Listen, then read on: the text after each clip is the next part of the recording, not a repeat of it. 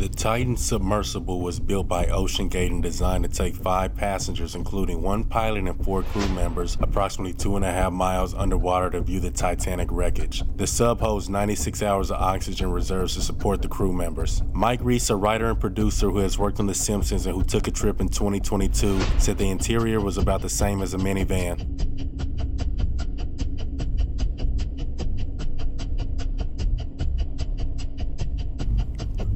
Using special instructions, the pilot steers the vessel on a modified video game controller. Josh Gates, an American television producer, has also taken an OceanGate trip and stated that the Titan did not perform well on his dive either. The Titan has been misclassified as a submarine on many sites and social media platforms. It is actually a submersible, the difference being that a submarine has enough power to launch itself from port and return to port by its own means, while a submersible relies on a mothership or support vessel that can launch it, recover it, and in Titan's case, guide it. A few facts about the expedition.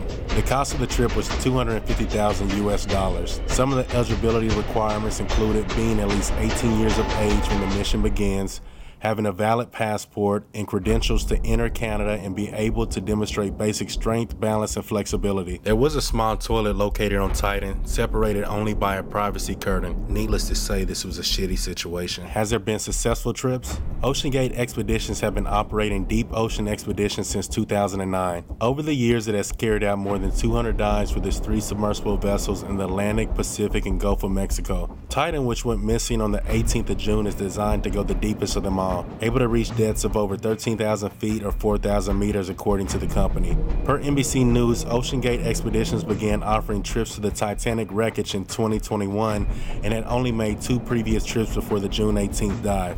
Well, who was on the craft? I would like to first apologize if I mispronounce any of the names of the deceased. Hamish was a British billionaire.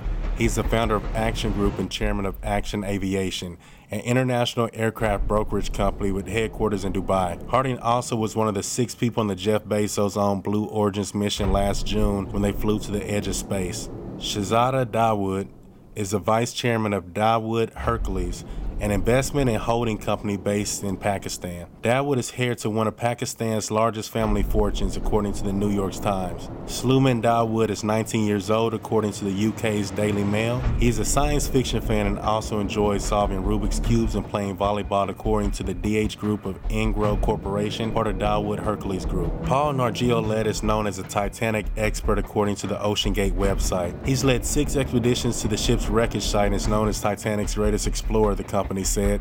He's also the director of underwater research for RMS Titanic, an American company that owns the salvage rights to the wreck and operates exhibits featuring artifacts from the ship. Stockton, the CEO of the company, was also the pilot of the Titan submersible.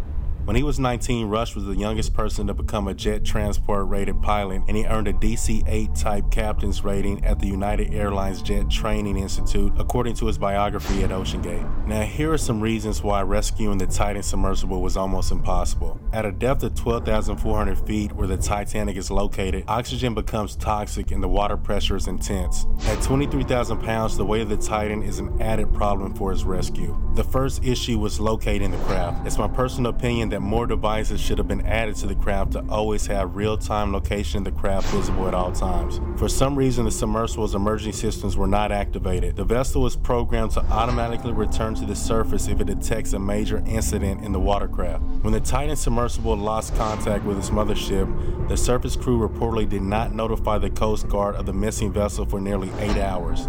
This illustration shows why the search was so difficult. The depth of the ocean is staggering. More than 80% of the ocean has never been mapped, explored, or even seen by humans. A far greater percentage of the surface of the moon and the planet Mars has been mapped and studied than our own ocean floor. The second issue is extreme water pressure at such depths. Before the debris field was found, it was never ruled out that a catastrophic failure in the capsule could have caused its sudden destruction by giving in to the great pressure existing at a depth of more than 12,000 feet. The last issue is that there's no vessels equipped for such deep rescue. The vehicle available to the United States to carry out an underwater rescue can only be submerged to 1,800 feet, so the only possibility would be to do everything with unmanned ships. Even if it were found intact, it would take hours to release from the seafloor. With limited oxygen supply, realized this was less than ideal. As early as 2018, after more details of the project became known, several prominent people in the field of ocean exploration sent a letter to OceanGate obtained by the New York Times, expressing concerns about the lack of guarantees regarding the safety of the little ship. David Lockridge, formerly employed by OceanGate, a submersible pilot, voiced concerns about the sub when he refused to greenlight manned tests of the early models of the submersible over safety concerns. Lockridge was fired and sued for disclosing confidential information about the Titan submersible. He countersued for wrongful termination over being a whistleblower about the quality and safety of the submersible. He claimed rather than addressing his concerns, OceanGate instead terminated his employment in efforts to silence him and to avoid addressing the safety and quality control issues. Lockridge discovered that the viewpoint at the forward of the submersible was only built to certified pressure of 1,300 meters, although OceanGate intended to take passengers down to depths of 4,000 meters. Paying passengers wouldn't know or be informed about Lockridge's concerns according to his complaints. OceanGate reached a settlement with Lockridge in this case. Marine Technology Society also voiced concerns that negative outcomes ranging from minor to catastrophic could occur that would have serious consequences for everyone in the industry. Repeated calls for those responsible to accept an independent audit that would thoroughly evaluate the submersible, however, went ignored. It seems like the vessel could have been made a lot safer had OceanGate taken heed to said warnings. Items were purchased from Camper World and a lot of items were improvised. It was also not approved by any regulatory body at the time that this video was taken. Take a listen to this. Submersible vessel that has not been approved or certified by any regulatory body and could result in physical injury, disability, emotional trauma, or death. Where do I sign? Oh, take your shoes off, that's customary, okay? Wow. Inside, the sub has about as much room as a minivan. So this is not your grandfather's submersible. We only have one button, that's it. It should be like an elevator. You know, it shouldn't take a lot of skill. The Titan is the only 5-person sub in the world that can reach Titanic depths, 2.4 miles below the sea. It's also the only one with a toilet, sort of. And yet I couldn't help noticing how many pieces of this sub seemed improvised. We can use these off-the-shelf components. I got these from Camper World. We run the whole thing with this game controller.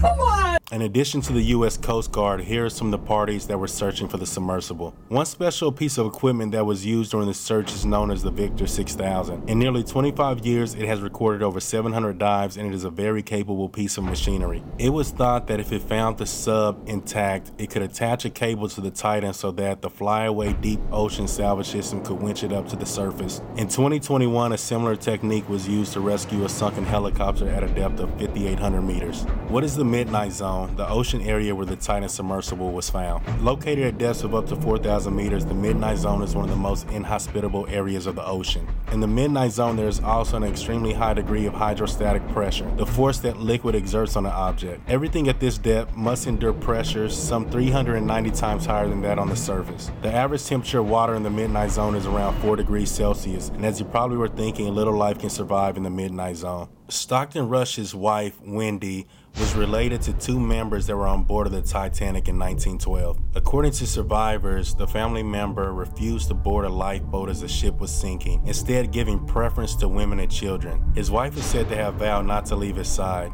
In the 1997 movie Titanic, directed by James Cameron, it is thought that an elderly couple seen to be embracing, resigned to their fate as the water around their cabin rises, are those family members. Searches revealed a debris field near the Titanic remains. The submersible landing frame and a rear cover were found in the debris field. What is an implosion? When pressure builds up inside of a contained space, it pushes outward as an explosion. Think of blowing up a balloon too much, and at a certain point when the material can't take the stress anymore, it pops.